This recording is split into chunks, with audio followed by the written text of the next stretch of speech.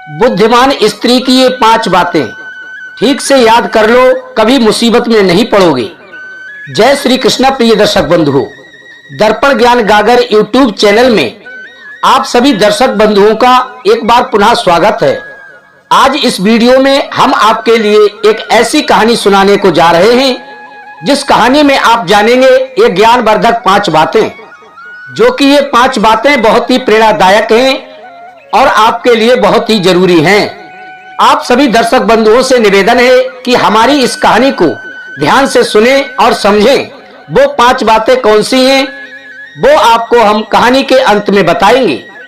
प्रिय दर्शक बंधुओं, उससे पहले गौर करते हैं इस ज्ञानवर्धक कहानी की ओर। तो आइए प्रिय मित्रों, आपका अधिक समय नष्ट ना करते हुए शुरू करते हैं आज की ये प्यारी सी कहानी, प्यारी सी वीडियो। इससे पहले आपसे एक निवेदन है, यदि आप हमारे इस चैनल पर पहली बार दर्शक मेहमान बंधु बनकर आए हैं तो प्रिय दर्शक बंधुओं, आप हमारे इस चैनल को सब्सक्राइब अवश्य कर लीजिएगा और बेल आइकन ऑन कर दें ताकि आने वाली वीडियो की नोटिफिकेशन सबसे पहले आपको प्राप्त हो सके और प्रिय दर्शक बंधुओं आप उसका लाभ उठा सकें। प्रिय दर्शक बंधुओं, बहुत पुरानी बात है कि एक ब्राह्मण तपस्वी, सदाचारी, सत्यवासी, दानी और ईश्वर भक्त था। सौभाग्य से उसे एक दिन एक पत्थर का टुकड़ा मिल गया और प्रिय दर्शक बंधुओं, एक दिन अकस्मात वह पत्थर एक लोहे की छड़ से टच हो गया और उस पत्थर को उस छड़ से लगते ही वह लोहे की छड़ सोने की तरह जगमगाने लगी। प्रिय दर्शक बंधुओं, ब्राह्मण को यह देखकर पूर्ण विश्वास हो गया कि ये हो ना हो ये पारस पत्थर ही है। उसके तो अब हर्ष का ठिकाना नहीं रहा। प्रसन्न मन से ब्राह्मण ने उस पारस पत्थर से इतना धन बना लिया कि लोग उसे नगर सेठ कहने लगे। दोस्तों, उसने भी अब दान पुण्य करना प्रारंभ कर दिया। जगह जगह स्कूल, धर्मशाला, विधवा आश्रम, अनाथालय इत्यादि बनवाना प्रारंभ कर दिए और दीन दुखियों, असहाय लोगों की मदद करना प्रारंभ कर दी। कुंभ जैसे उत्सवों पर वह साधु संतों को भोजन कराने लगा और स्वर्ण की मुद्राएं भेंट में देने लगा। प्रिय दर्शक बंधुओं, उसके इन कार्यों से लोग प्रसन्न होकर उसे अब दान अध्यक्ष कहने लगे। और प्रिय मित्रों, कुछ समय पश्चात सूर्य ग्रहण आया। ये पर्व कुरुक्षेत्र हरियाणा में मनाया जाता है दोस्तों। और वे सेठ इस कार्य में कहां पीछे रहने वाले थे और उन्होंने कुरुक्षेत्र में पहुंचकर एक विशाल पंडाल लगवाया और उस पंडाल में विशाल भंडारे का आयोजन किया और अनेक रसोइये इस कार्य को विधिवत संपन्न करने के लिए बुलाए गए और एक बहुत बड़ा बोर्ड लगाया गया जिस पर स्पष्ट शब्दों में लिखा था, सभी माताएं, बहनें, भाई बंधु यहाँ पर भोजन करें। ये लंगर जनता जनार्दन के लिए लगाया गया है। आने जाने वाले भोजन उपरांत दक्षिणा एवं मार्ग व्यय भी यहीं से प्राप्त करें। प्रिय दर्शक बंधुओं, उस लंगर में सदैव ही भीड़ लगी रहती थी। सभी स्त्री पुरुष वहां भोजन पाते और दक्षिणा व मार्ग व्यय लेकर के चले जाते थे। प्रिय दर्शक बंधुओं, इस प्रकार इस लंगर को चलते हुए काफी समय हो गया और मेला भी अपनी समाप्ति की ओर जाने लगा और अब भीड़ भी कुछ कम होने लगी थी।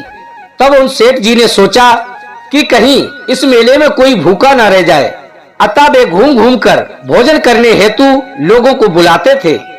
एक दिन वे घूमते घूमते एक वृक्ष के पास पहुंच गए।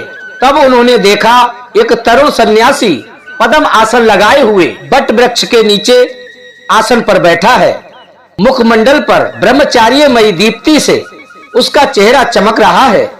लंबी लंबी जटाएं, भाल पर त्रिकुंड लगाए, गले में रुद्राक्ष की माला लटक रही है और वह सन्यासी भगवान के ध्यान में मग्न है। तब उन सेठ जी ने जाकर के उस साधु महाराज को साष्टांग दंडवत प्रणाम किया और उनसे प्रार्थना की कि हे महाराज, आपका भोजन मेरे आश्रम में होगा तो मैं अपने लिए बहुत ही भाग्यशाली समझूंगा। यदि आपने भोजन कर लिया तो मैं अपने आप को बहुत ही भाग्यशाली समझूंगा।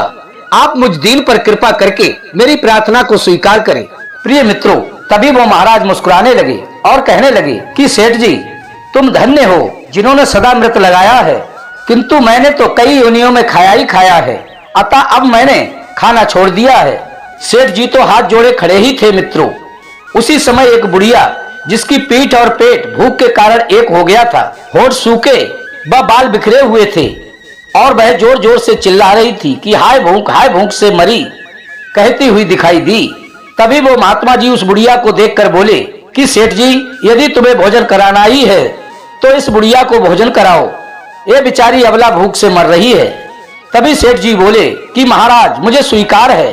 उस सेठ ने अपने मन में विचार किया कि ये भला बुढ़िया कितना खा लेगी, जब प्राणी भूखा होता है तो ऐसे ही करता है। तभी उन सेठ जी ने उस बुढ़िया के पास जाकर कहा कि माताजी चलो और चलकर के भोजन प्राप्त करो। प्रिय मित्रों, तभी वह बुढ़िया बोली कि मुझमें भी एक रोग है बेटा, कि जब मैं भोजन करने लगी और मेरा पेट नहीं भरा, अर्थात मेरे भूख की तृप्ति नहीं हो पाई, तो मैं उस व्यक्ति को खा जाऊंगी जो मुझे वहां भोजन कराएगा। तभी वे सेठ जी बोले ठीक है माताजी, आपको हम पेट भर के भोजन करा देंगे। और वे सेठ जी उस बुढ़िया को अपने साथ ले आए और रसोइये से कहा, इन माताजी को पेट भर के भोजन कराओ, ये बेचारी भूख से तड़प रही हैं। प्रिय दर्शक बंधुओं, तभी उस बूढ़ी माता को भोजन परोसा गया और वो बूढ़ी माँ भोजन को ग्रहण करने लगी। अब प्रिय दर्शक बंधुओं, जैसे ही बूढ़ी माँ ने भोजन करना प्रारंभ किया तो खाते खाते वो बूढ़ी माँ सारे भंडार का भोजन खा गई। रसोई घर अब खाली हो चला था और वह बुढ़िया जोर जोर से चिल्लाने लगी, और दो, लेकिन कोई देता कहां से। भंडारे में कुछ शेष बचा ही नहीं था जो कि उसको दे दिया जाता। प्रिय दर्शक बंधुओं, अब वो बुढ़िया खड़ी होकर सेठ जी की ओर लपकी और बोली, मैंने तो पहले ही कहा था, यदि भोजन करते करते मेरी भूख शांत नहीं हुई तो मैं भोजन कराने वाले को ही खा लूंगी। अब तो प्रिय दर्शक बंधुओं, वो सेठ जी घबरा गए और अपने मन में सोचने लगे, लगता है मृत्यु मेरे समक्ष खड़ी है। अब वो सेठ जी उस बुढ़िया से छुटकारा पाने के लिए उन महात्मा जी की ओर भागे और अपने मन में सोचते जा रहे थे कि मुझे अतिशीघ्र महात्मा जी के पास पहुंचना होगा, तभी मेरी जान बच पाएगी। अब तो प्रिय बंधुओं, सेठ जी आगे आगे और वो बुढ़िया सेठ जी के पीछे पीछे दौड़ रही थी और अंततः भागते भागते सेठ जी उस साधु महाराज के पास जा पहुंचे और वे सेठ जी साधु महाराज के पास जाकर बोले, बचाओ हे साधु महाराज, मेरे प्राणों को बचाओ। तभी वो साधु महाराज बोले, मुझे लगता है सेठ जी आप उस बुढ़िया के पेट को नहीं भर पाए, क्योंकि ये तो तृष्णा है, जितना दोगे उतनी ही इसकी भूख बढ़ती है, तृष्णा कभी बूढ़ी नहीं होती। तभी महात्मा जी ने अब बुढ़िया को इशारा किया, तभी वह बुढ़िया तुरंत ही अंतर्ध्यान हो गई और उस सेठ जी के लिए छुटकारा मिल गया। वे साधु महाराज को धन्यवाद देते हुए अपने निवास स्थान पर वापस लौट आए। अब उन सेठ जी ने अपने मन में विचार किया कि इस माया मोह में लिप्त रहना तो अपने लिए काल को निमंत्रण देना है, इसलिए अब माया मोह धन संपत्ति को त्याग कर उनकी ही सेवा करूंगा। अब बचता मुझे साक्षात परमात्मा के दर्शन हो ही गए हैं, अतः अब उनकी सेवा में ही अपना जीवन यापन करूंगा। प्रिय दर्शक बंधुओं, अब उन सेठ जी ने अपना डेरा तंबू उखाड़ दिया और बर्तन भाड़े नौकरों को देकर रीते हाथों उसी बट वृक्ष की ओर चल दिए। और चलते चलते जैसे ही वो सेठ जी उस बट वृक्ष के नीचे पहुंचे तो वहां महात्मा जी नहीं थे और ना ही वहां पर धूनी थी। प्रिय दर्शक बंधुओं, लेकिन वो सेठ जी हताश नहीं हुए। उन्होंने अपने मन में प्रण कर लिया कि अब मैं महात्मा जी के ही चरणों में रहूंगा। उन्होंने अब निश्चय कर लिया था और अब मैं अपने कार्य को पूरा करके ही दम लूंगा, अन्यथा मैं अपने प्राणों को त्याग दूंगा। प्रिय दर्शक बंधुओं, महात्मा जी किस दिशा में गए ये तो किसी को नहीं मालूम था, परंतु सेठ जी का जिधर को मुख था वे उसी दिशा में चल पड़े। भूखे प्यासे 3 दिन के बाद सेठ जी एक बीहड़ जंगल में पहुंचे और भूख प्यास से उन सेठ जी के अस्थि पंजर शिथिल हो रहे थे। ऊपर से कमजोरी के कारण नींद अलग से सता रही थी और शरीर इतना कमजोर हो गया था कि उनके लिए एक एक पग चलना बड़ा ही मुश्किल हो रहा था। लेकिन उन महात्मा जी का अब तक कहीं भी अता पता नहीं था। अंत में वे एक पेड़ के नीचे बेहाल होकर गिर पड़े और बेहोश हो गए। इधर प्रिय दर्शक बंधुओं, प्रातः काल हो जाता है, चिड़िया चहचहाने लगी, मंद मंद समीर बहने लगी। अब सेठ जी की आंखें खुली, भगवान का स्मरण करते हुए वो धीरे धीरे उठकर बैठ गए तो उन्होंने देखा कि उनके ऊपर मृग छाल पड़ी हुई है। अब उनको विश्वास हो गया कि इस बीहड़ जंगल में ये मृग छाल मेरे गुरु ने ही उड़ाई होगी, उनके अतिरिक्त ये कृपा अन्य कोई नहीं कर सकता। प्रिय दर्शक बंधुओं, वे उठे और पुनः आगे चल पड़े। चलते चलते संध्या का समय हो गया। थके मादे तो थे ही, परंतु फिर भी वे चलते ही रहे। थोड़ी दूर चलने पर एक छोटी सी कुटिया दिखाई दी। उन्हें विश्वास हो गया कि हो ना हो ये अवश्य ही मेरे गुरु महाराज की कुटिया है।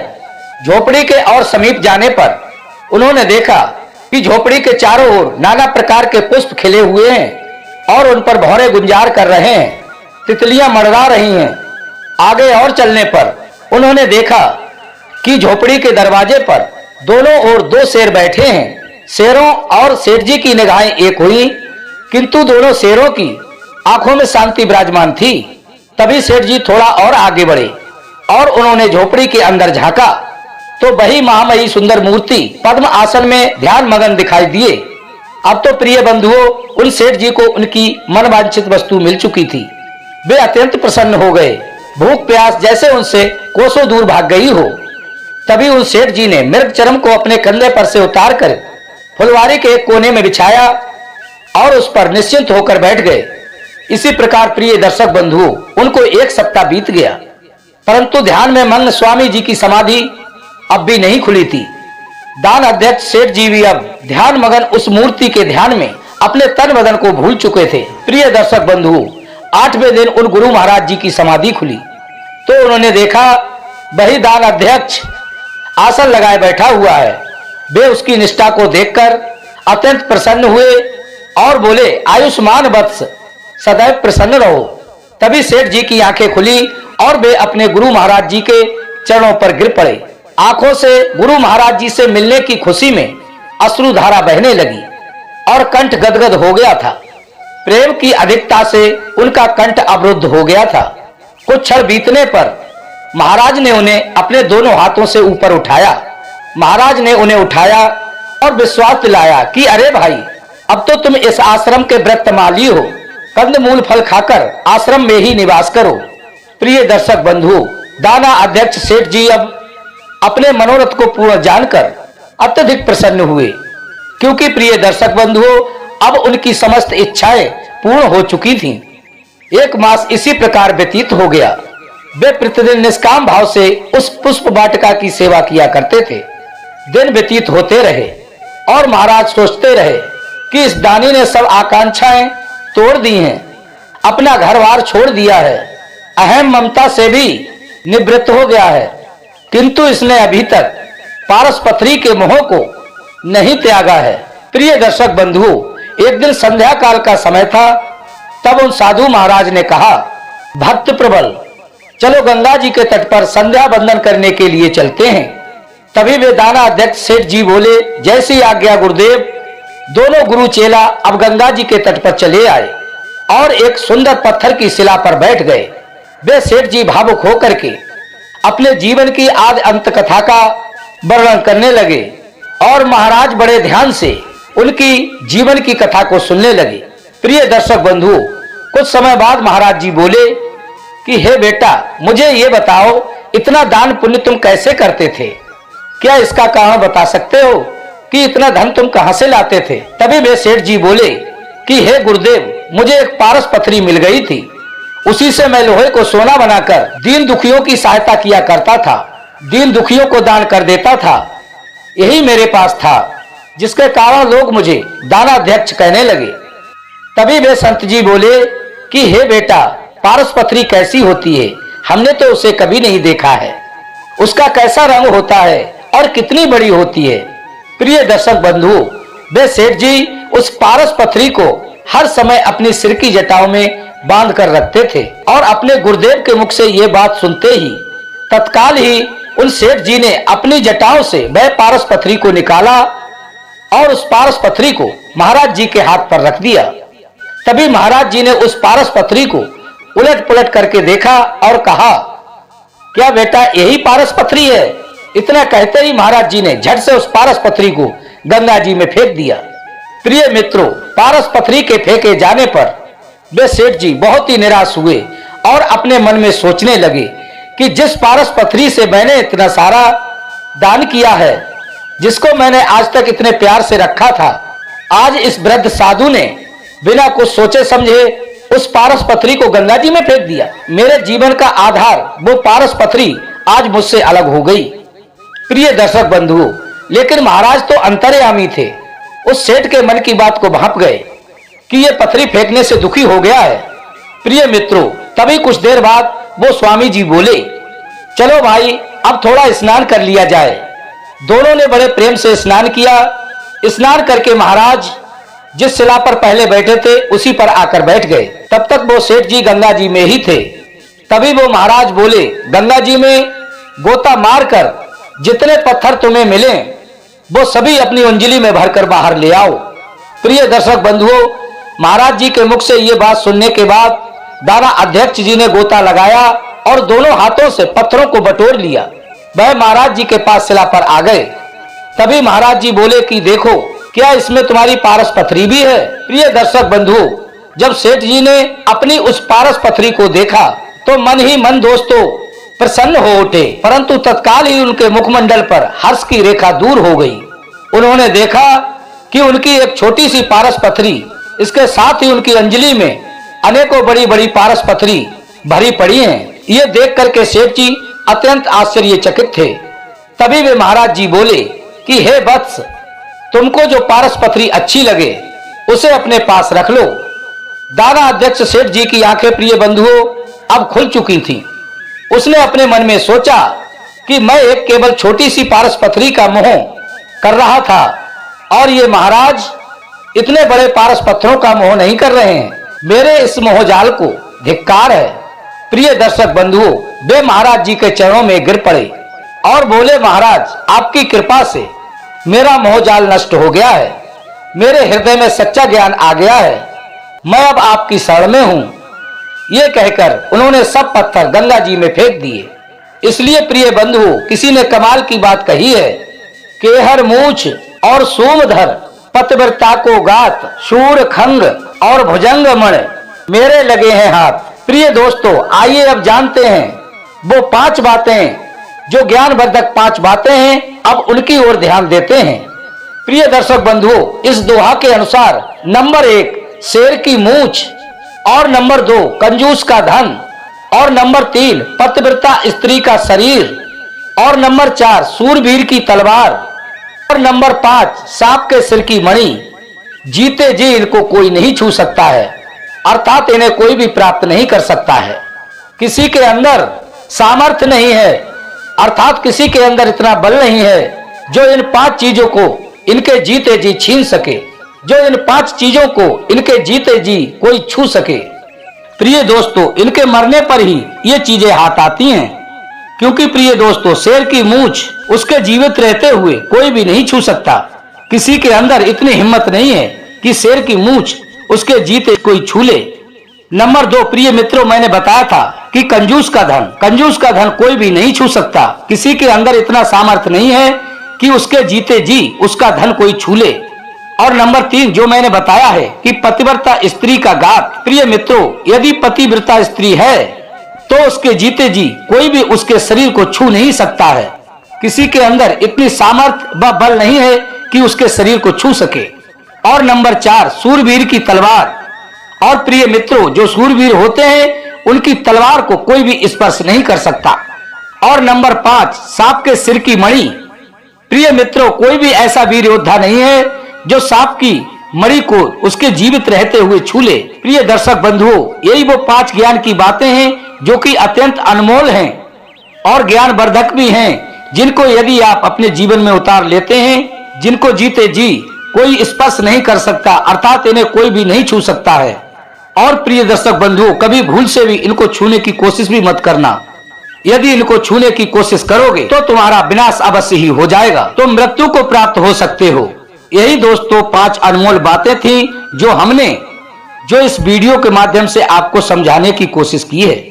प्रिय मित्रों, यदि ये वीडियो और ये ज्ञान की 5 बातें आपको अच्छी लगी हैं तो हमारी वीडियो को लाइक करें, चैनल को सब्सक्राइब करें, अच्छे कमेंट करें और अपने सगे संबंधियों व यार दोस्तों तक शेयर अवश्य करें। प्रिय मित्रों, फिर मिलेंगे ऐसे ही एक ज्ञानवर्धक चर्चा के साथ। इसी के साथ प्रिय दर्शक बंधुओं, राधे राधे, जय श्री कृष्णा।